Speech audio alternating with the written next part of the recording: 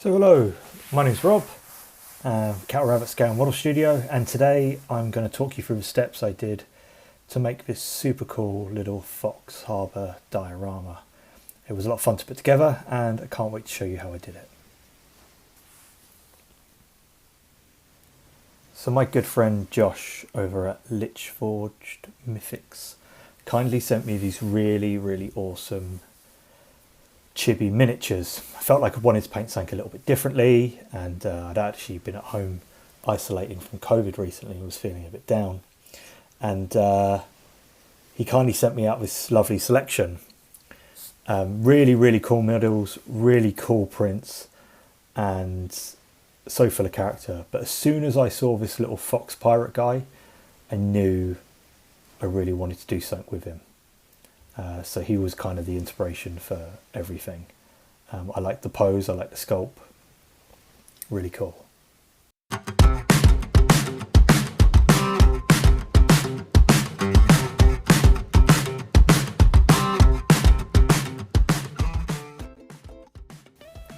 So what I had here was the top of I believe it was a candle, one of those old cork things, and just out of curiosity, a spray paint lid seemed to fit perfectly over it, which got me thinking I could use that as a reservoir for something. So I cut the spray paint lid down, it fit really nice and snug, and that got the creative juices going.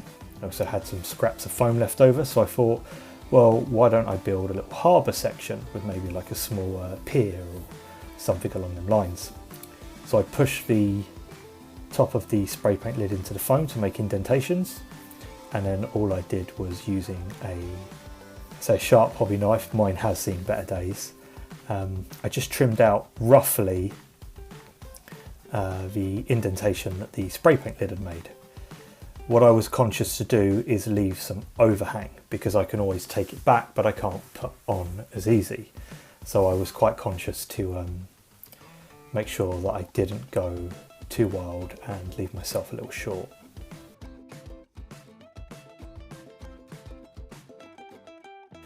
Then all I did was I stuck the two pieces together and made sure I was happy with the placement of where I wanted them to go on the cork.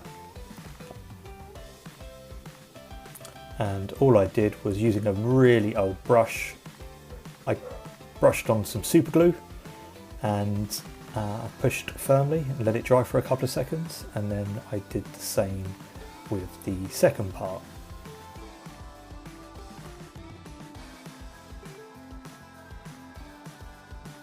Once again, just making sure I pressed nice and firmly and that it was dry and wasn't moving around too much.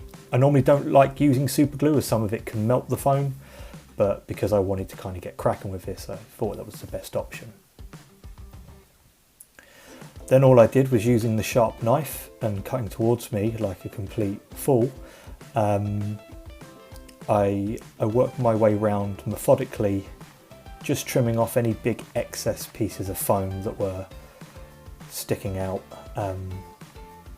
just getting it roughly, as I'm going to take a lot of this off with sandpaper and smooth it all out.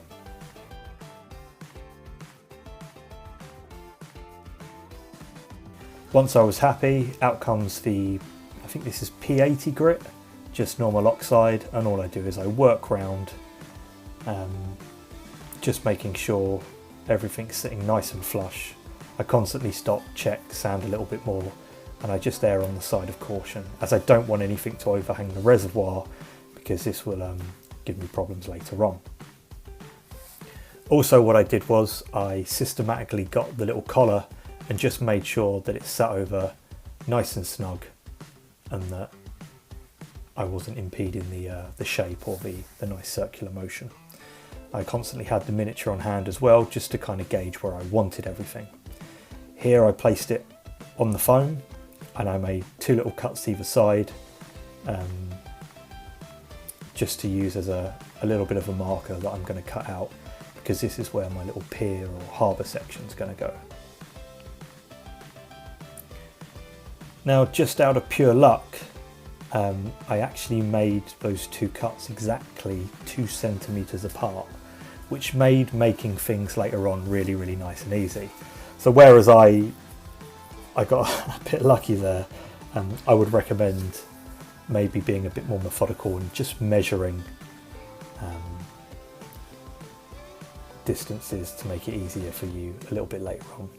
I then just scraped out the excess to make sure it was nice and flat.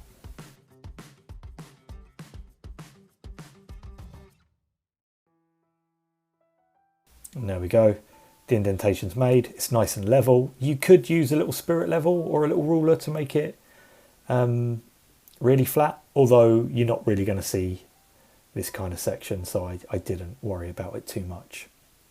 Then all I did was using the old trusty filler or spackle for our American friends, just using a brush and a little bit of water. All I did was paint it just carefully around the seams, making sure to really get in between the gaps. Last thing I wanted was any resin getting underneath the foam. I'm sure it'd be fine, but I just wasn't too sure if it would maybe react with the foam and melt my hard work, which I didn't want to happen. I then decided to coat the whole diorama just with a thin layer of the filler spackle, just to make sure everything was sealed off. I then kind of measured my little indentations just to make sure where I was quite happy with everything.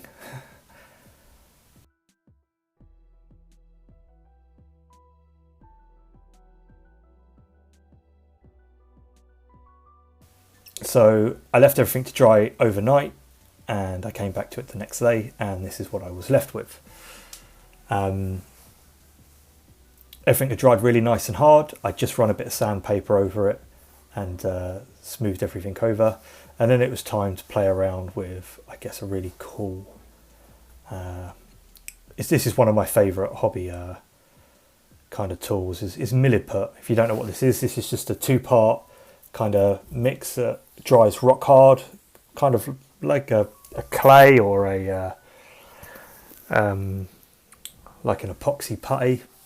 It's really, really good to use. The only thing I will say is make sure you use plenty of water. It will stop the Milliput from sticking to your hands, sticking to your tools. So it's a really good thing to play around with. I always enjoy playing with Milliput. I always end up with too much though. I never know what to do with it all. So here all I do is I twist it into each other. I make sure that it's really mixed and it's all a consistent colour. I do this for about 2-3 minutes. This Milliput I've had for about 6 months, and it hasn't been probably kept in the best condition, just in the box in the bag. Then all I do is I get 2 little coffee stirrer sticks.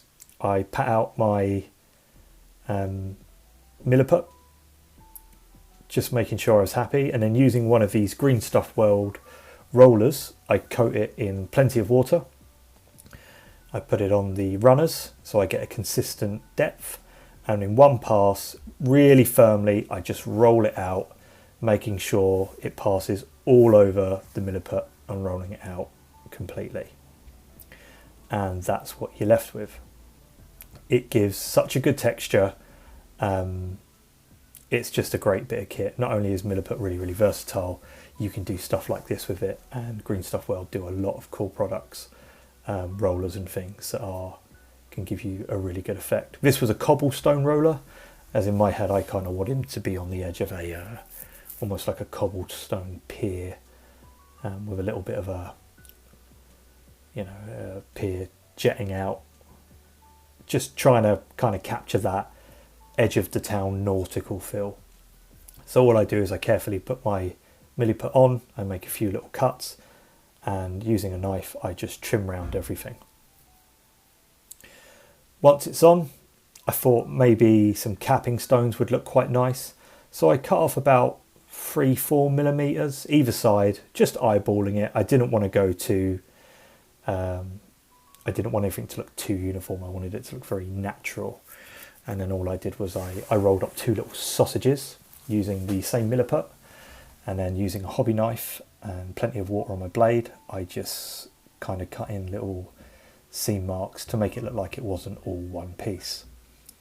Once the lines were in, I just used the edge of the blade to widen each section, and yeah, yeah, it takes a bit of going back and forth, and sometimes these tools can be quite off-putting because they can be difficult to use because we don't use them that often. But you can always smooth things over with a bit of water and try again, or it's got a fairly good amount of playtime, things like Milliput and Green Stuff World. So it's a really cool, I'll say it again, it's a really cool product. Then all I did was, using a Citadel texture tool, I added in some extra details and defined a few stones. The excess, I thought it might be cool to make some little stones. So all I did was tear off some tiny little bits, roll them up and just plop them on. I just tried to make it look as natural as possible. You're not going to see too much inside the diorama, but it's nice to know it's there. So with the bits that were left over, I was quite happy with that. I did put a few more pieces on, and then what I had to do now was kind of get some basing material in, because I wanted to paint everything. And this is where, when making dioramas, being organized will save you a lot of issues. Knowing when to do the next step and what you need to do before it can really make a process flow, which is something that over the years I've been doing this, I think it's a good habit to get into. I can't put the paint on until I get the flock on, but I can't do the flock until I do this, etc. So here I was actually inherited these little army painter.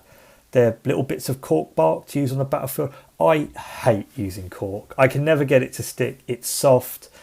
Maybe I'm just too impatient, but it just never looks right to me. So I kind of sprinkled a few on, and then I thought, do you know what? I hate cork. So I decided to go to my old faithful, which is the Geek Gaming. This is their base ready range. I believe this is Arid Badlands. It's just great. It's got a little bit of bright green flock on, which will, if any of that shows through, it's just going to look like moss or seaweed or anything like that. And all I do is I shake the pot and I just pinch all the tiny bits from the top, just making sure that all the base is covered nice and evenly. So then I'm left with something like this. What I then did, using coffee stirrers, and it's not that hard to do. I actually did this off camera while I was waiting for things to dry, was I just, I measured the pieces. I had a couple of bits of dowels. Using some super glue and getting some very sticky fingers, I just systematically checked and made sure that nothing was in the way of the pier sections, and that's what we had. So next I can start painting. I need to do this step now because I need to put things over it, which I want to do. So I mix up some grey with a little bit of water. This is just normal black and white craft paint, and all it does is it goes on absolutely everything. Just make sure you've got a really good coat with whatever base colours you're putting down. I find it easier to work from all one colour, as it's quite a small piece as well. You can be a bit forgiving with the details. So once everything was painted, everything was kind of sponge highlighted, which I went over in my previous video. Then I came in with some yellow and some green and just brightened up some of that flock that was on the base. At this point, I'm quite happy with how it looks. It's nothing special, but it does the job. I then picked out some of the rocks with different coloured browns, greys, and yeah, I think at this point I was quite happy with how it was all looking. I added some watery brown shade to the back, and just to give it a bit of depth. Here I didn't like the back. I thought it looked a bit too plain, so I decided to just eyeball some wooden beams and add a little bit of interest just to the back. The plan is to hide some of this with little bushes, but this is where we are. Everything was just super glued on. I then did some upright beams, and I was quite happy with how that was looking. You kind of start to visualize it all. Now, using Citadel Agrax Earthshade, give it a really good shake. I get a really old brush, and then using a bit of water as well, I just go over all the wood. This will act as a little bit of a stain. It takes things like coffee stirrers, which are just, you know, cheap bits of pine, really, really well. And it blots, and you get these really nice inconsistent kind of patterns, and it brings out the tiny grain in things like coffee stirrers. I use them a lot in my builds. I think they're a great versatile thing, and I've got Costas around the corner, so yeah, I'm always on the rob.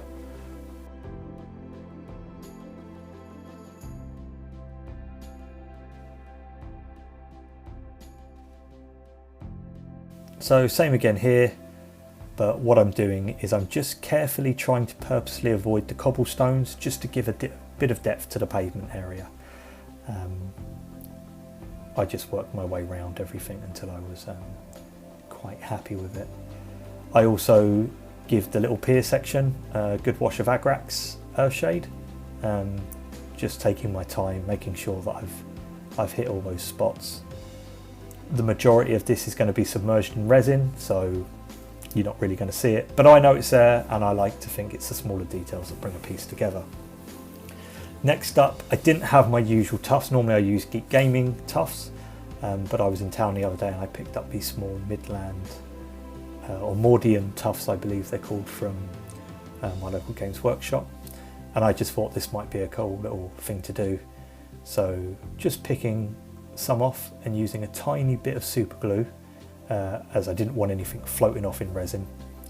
A small dab on the bottom of the tuft, and I just push it firmly in place.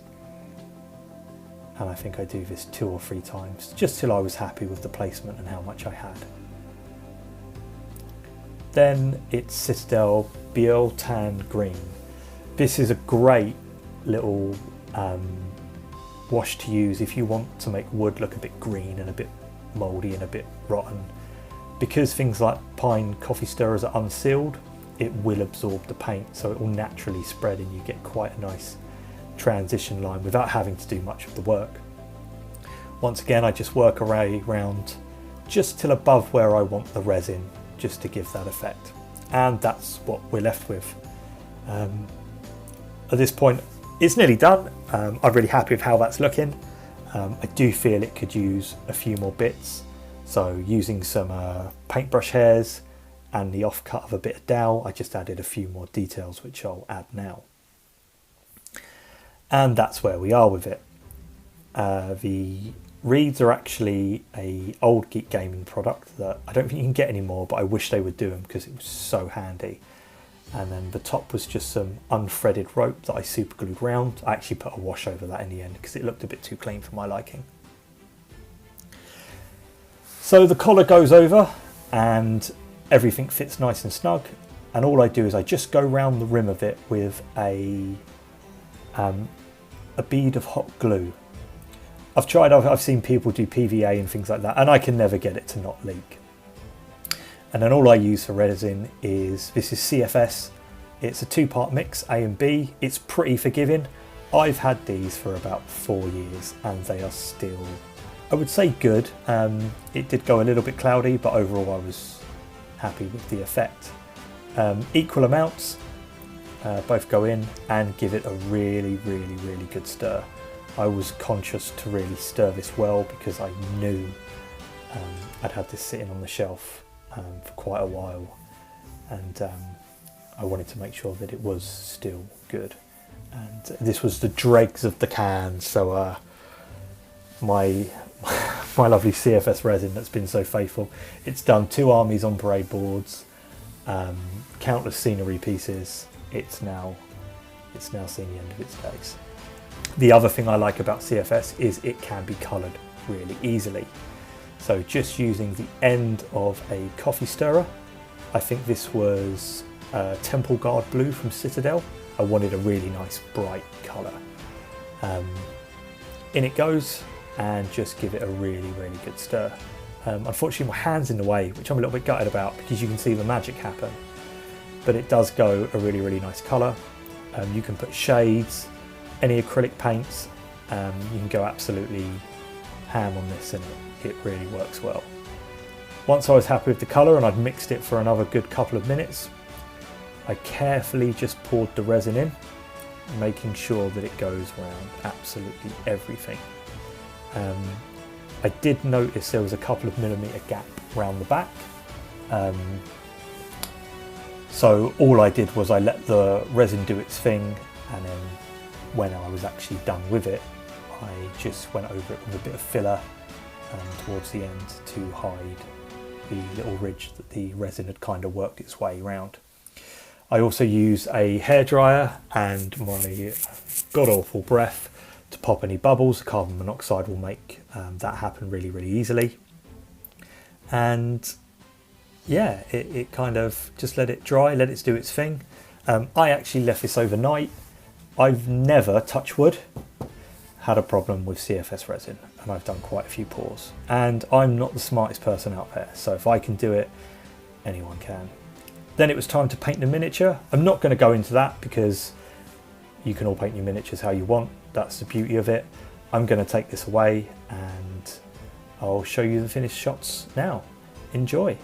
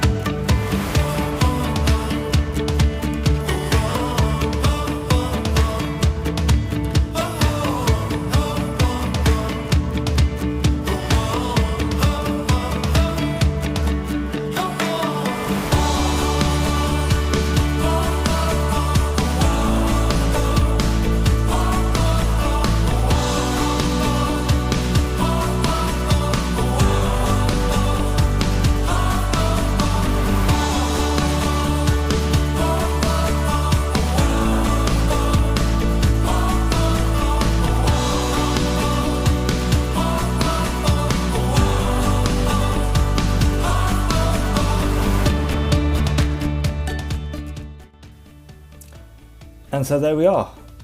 This was great fun to do. Thanks again for Josh for sending me these miniatures. Thanks to you if you stuck around.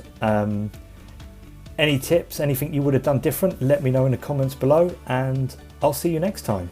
Take care.